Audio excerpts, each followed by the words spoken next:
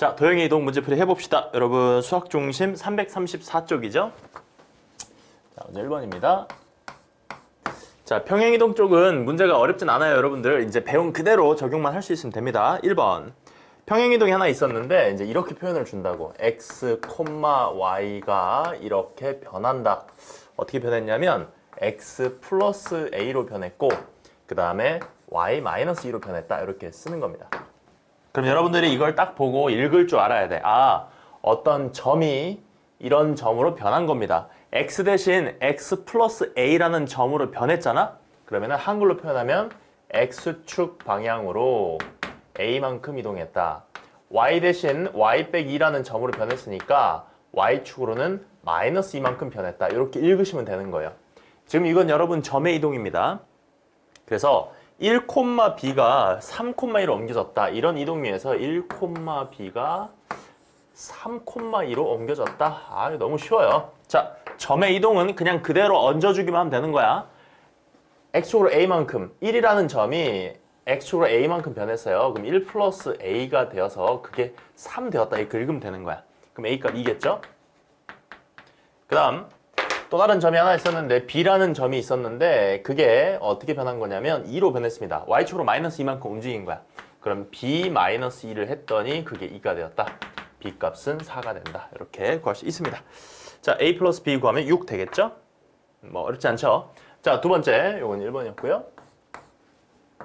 두 번째 문제는 뭐냐면 2,1이 마이너스 1,3으로 옮겨졌다 그랬으니까 그대로 읽는 거야. 2,1이 마이너스 1,3으로 옮겨졌다. 그러면은 한글로 쓰면 되지. x축 방향으로 얼마만큼?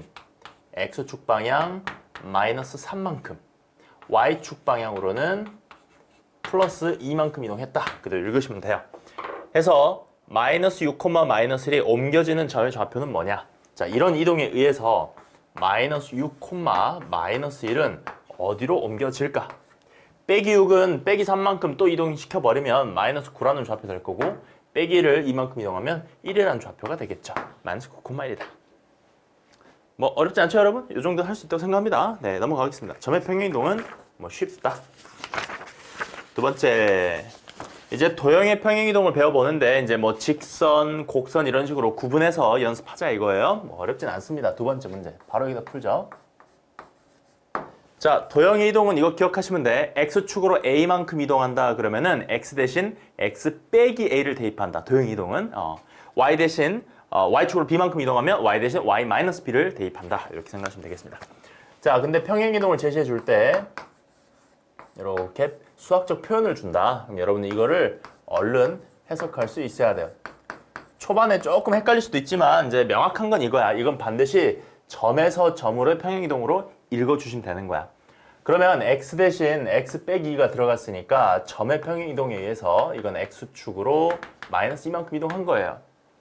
y라는 좌표가 y 플러스 3이라는 좌표로 변했으니 y축으로는 플러스 3만큼 이동한 거다. 이렇게 일단 쓰자고, 여러분도. 이렇게 쓰고 하자. 이때 y는 2x 플러스 1이라는 직선이 어떻게 변할 것이냐. 요 도형이 어떻게 변합니까? 이렇게 물어봤어요. 자, y축으로 3만큼 이동하면 y 대신 y 빼기 3 대입이야. 으아, 이거 너무 쉽지 않냐? 이거 틀리면 말도 안 되죠. x 대신 x 플러스 2가 들어가는 거야.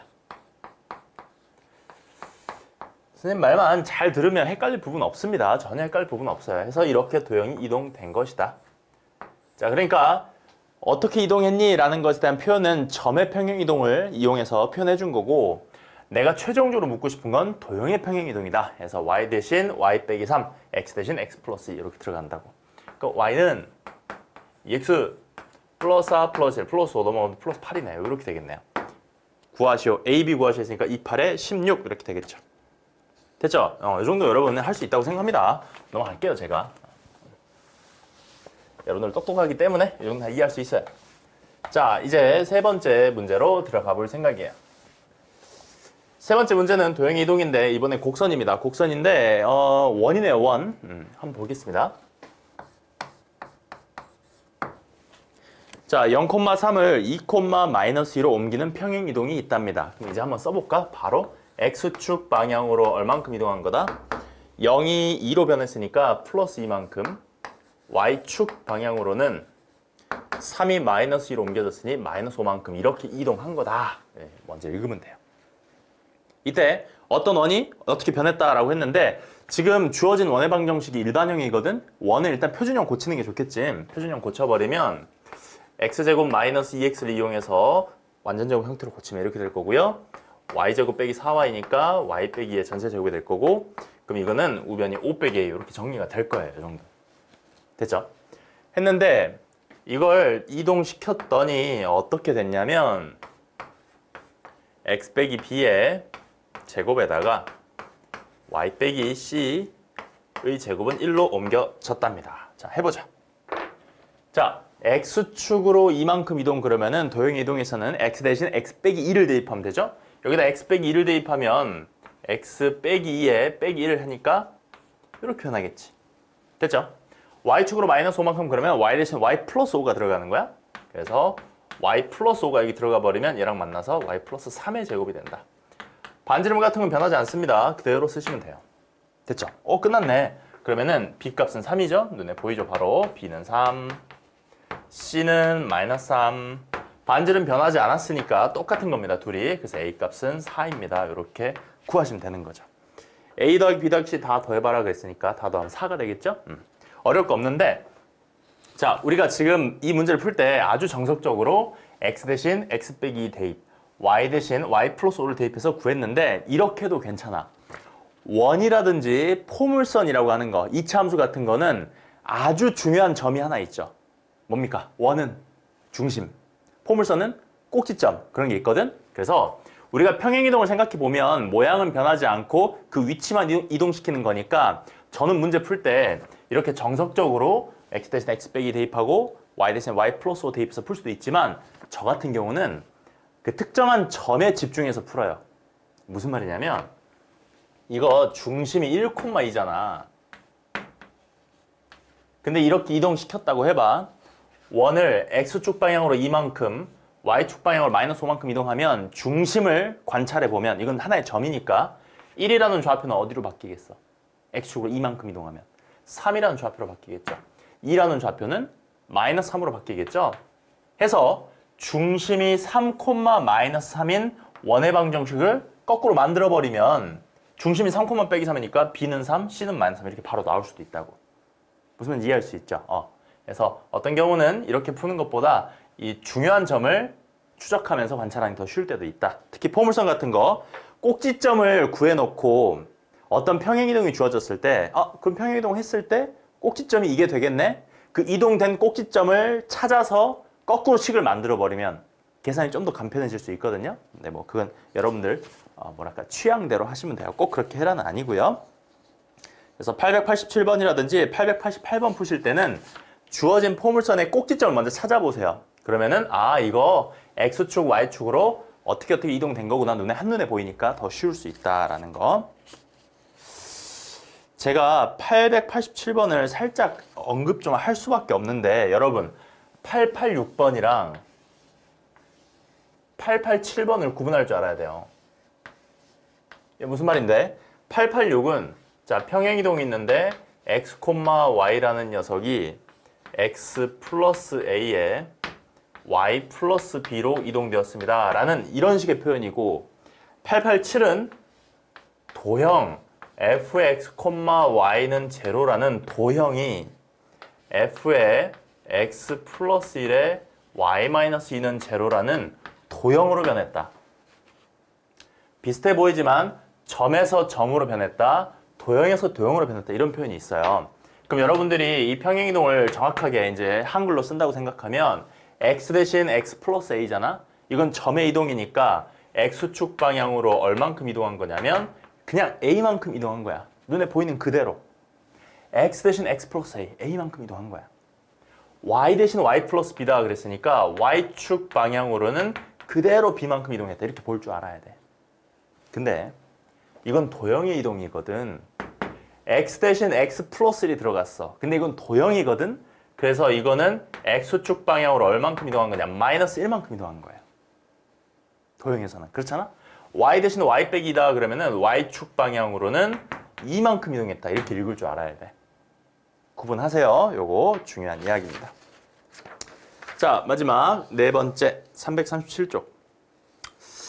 어떤 원을 이러쿵저러쿵 평행이동 시켰더니 평행이동 했더니 무슨 일이 벌어졌다 이건데, 사실 이 문제를 풀려면 예전에 배웠던 거를 좀 써먹을 줄 알아야 되거든. 그래서 복습도 할 겸 다시 한번 해볼게요.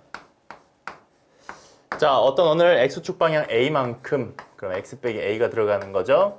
y축 방향 마이너스 1만큼, y 플러스 1이 들어가는 거죠. 반지름은 그대로다. 이게 이동된 원입니다. 이동되었어요. 이게 y는 빼기 x 빼기 4에 접한다. 바로 우리 직전 단어에서 공부했던 건데, 원과 직선이 접한다. 그럼 우리가 기억날지 모르겠네. D랑 R이랑 구해가지고 둘이 같습니다. D와 R이 같다. 이거 기억나요? 이게 뭔데 D와 R이 같다? 원이 있고 직선이 있는데 둘이 접하면 이 R은 뭐냐면 원의 반지름이고요. D는 뭐냐면 디스턴스 해가지고 중심에서 직선까지 거리. 같을 수밖에 없다 이거 접할 때는. 해보자. R은 뭐냐면 반지름 루트 2죠. D는 뭐라고요? 원의 중심에서 직선까지 거리야. 그 원의 중심에서 직선까지 거리 그러면은 루트에다 위에 절대값 이렇게 하는 거죠. 밑에 요 녀석에 x 계수제곱, y 계수제곱 들어가는 건데 좀 예쁘게 쓰자. x 플러스 y 플러스 하는 0입니다. 제곱제곱에서 들어가면 2가 되는 거고요. a, 마이너스에다 대입하는 거죠. a하고 마이너스 1 대입하면 a 플러스 3이 됩니다. 혹시 요 공식 기억 안 나시는 분들은 예전에 앞에 뭐 배웠냐면 점과 직선 사이 거리 구하는 공식. 이 원의 중심 a, 마이너스 1과 이 원의 중심과 이 직선까지 거리 공식 쓴 거예요. 자, 곱하면 2죠. 절대값 a 플러스 3이 2니까 그럼 a 값은 두 개가 나올 텐데 하나는 마이너스 1이거나 또 하나는 마이너스 5거나 이렇게 두 개가 나오겠네요. 모든 a 값 합을 구하시오 했으니까 더하면 마이너스 6이 될 것이다. 자, 891번 포물선이 직선과 접한다 그랬어요. 포물선과 직선이 접하면 이것도 예전에 배운 거지만 둘이 연립해서 중근을 가진다. 판별식이 0입니다 해서 891번을 풀어주시면 되고요. 892번은 뭐냐면 어떤 직선이 원의 넓이를 2등분한다? 원이 있었는데 직선이 2등분한다. 넓이를 2등분하려면 반드시 그 직선은 원의 중심을 통과한다. 이런 개념들을 가지고 푸시면은 얼마든지 쉽게 풀 수 있겠습니다. 자, 평행이동 이 정도로 마무리하죠.